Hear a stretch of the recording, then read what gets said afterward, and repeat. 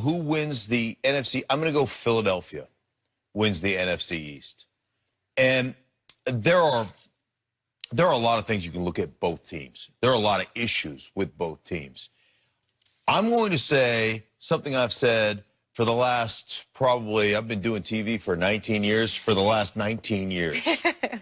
The organizational structure of the Dallas Cowboys eliminates them from winning anything. You could be right. And I've said this for 19 years. When you don't, like, Shannon and I played for Mike Shanahan. Love Mike Shanahan. Mike Shanahan's been a mentor. Mike Shanahan is a great friend. There's a certain fear factor that has to be present with your head coach. I talked about this yesterday. Sometimes, you know, as a Christian guy, people say, well, why does the Bible say the fear of the Lord? Back then in the Greek, the fear of the Lord was about awesome reverence for the Lord. That meant awesome respect. You have to have that for your coach, but you damn well better also be afraid of him.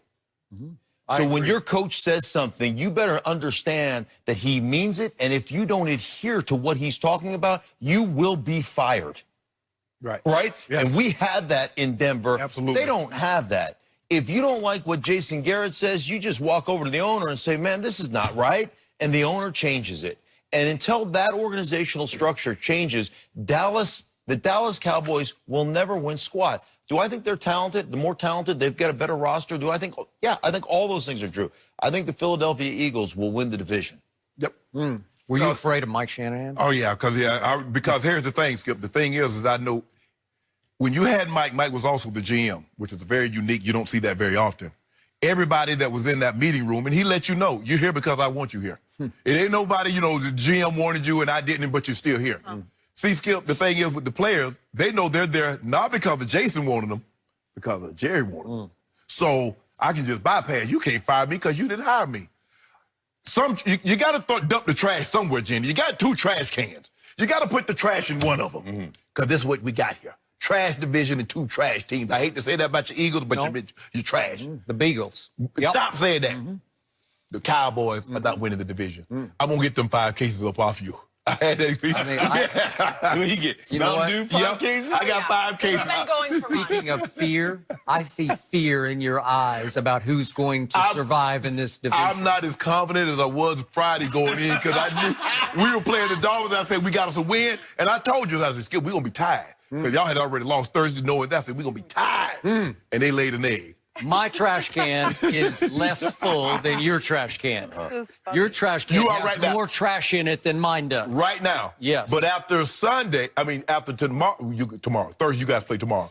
After you lose tomorrow and then my team wins on Sunday, guess what? Both trash are even. It doesn't matter. Just all that matters is December 22nd. But you're going to lose Philadelphia. again. You're going to lose again. We can lose again, and it's still all that matters is December 22nd. I got to predict. We can lose the next 2 games, and we just might. You're going to lose 3 in a row, and they're going to fire Jason Garrett before the last game of the season. Well, they will not do that, but we could lose 3 in a row, but I don't think we will because I think we are going to win this division by default.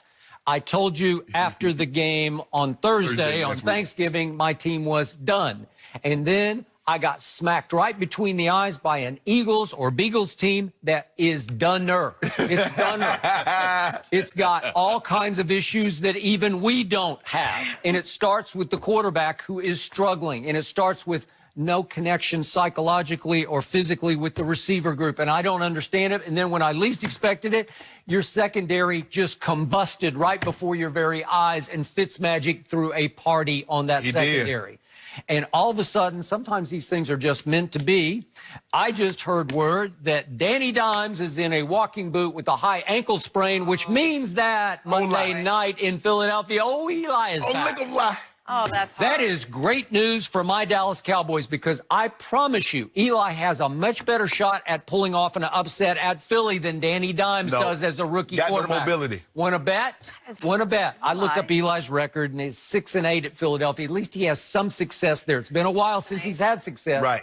But I still, listen, just this year, game 1 at Dallas, Eli played pretty well. He was 30 of 44 for 306, 1 touchdown and no interceptions. Does that sound pretty good to you? Sound pretty good. Okay. And again, it's their guy, and they want to hitch their star to the wagon of Danny Dimes. And so this new regime said, we're going with our guy. And then remember, they're beating their chest about it. Well, where are those critics now? Don't ask us what we think, because we know what we thought of him. That's why we selected him. Why don't you ask those critics what they think? Well, I know what I think. Eli, I would give a shot of winning a Monday night game at Philly against a reeling Eagles team that isn't sure what it is. And if he comes out with a hot hand, have we not seen Eli get hot-handed on road in big games? He's been on ice for a long time, Skip. When is the last time you saw a veteran player spend this much time on the bench, Stink, and then all of a sudden come in and then throw a party in somebody's building? Does he know how? Yes, he does. He forgot. Will he be afraid? No, he will not be. If he didn't forget how, guess what? Danny Dimes wouldn't be there. He forgot how to win. That's why Danny Dimes. That's the pride of Dave Gettleman saying, watch this, I got my guy. No. Even if they don't select Daniel Jones, they select somebody. This is not so much about the Giants, whether it's Eli or whether it's Dan. This is about the Philadelphia Eagles figuring out what their rhythm is at the end of the season, figuring out, I understand offensively, you can't give up 37 points to the Miami Dolphins, but this is, to me, is you've got to figure out what you are as an offense. They've had injuries, they've gone through different players, they've had different backfields. You know, Carson's been good, then he's not been great, and then, you know, they've been up and down. It's about finding out what your rhythm is and then adhering to it, whatever your identity is. And they've had an identity issue because of the injuries to the quarterback, and then all of a sudden Nick Foles comes in the last couple of years and plays well at the end of the season. They've got to figure out, this is our identity, this is what we're going with, and sell that to their guys. Now that Alshon Jeffrey is back after a couple of weeks, and he had a big week last week, they've got to get that done so that this offense can be the thing that actually leads them forward.